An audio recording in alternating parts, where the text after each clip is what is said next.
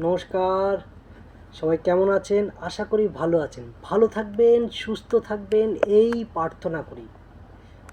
ভগবান শ্রীকৃষ্ণ গীতার মধ্যে অনেক বাস্তব চিত্র তুলে ধরেছেন। বাস্তবে আমাদের জীবনে যা যা ঘটে সেই সব সম্পর্কে উনি গীতার মধ্যে, গীতার বাণী বা গীতার প্রত্যেকটা শ্লোকের মধ্যে প্রকাশ করেছেন। তো আজকে একটা বাণী বলছি। অতীতের জন্য অনুশোচনা না করে, ভবিষ্যতে দুশ্চিন্তা না করে বর্তমানের উপর জোর দিন। বর্তমানের উপর জোর দিলে তবেই ভবিষ্যতের ভিত এমনি তৈরি হয়ে যাবে। তাই বর্তমানটাকে প্রকাশ করে জোর দিতে হবে।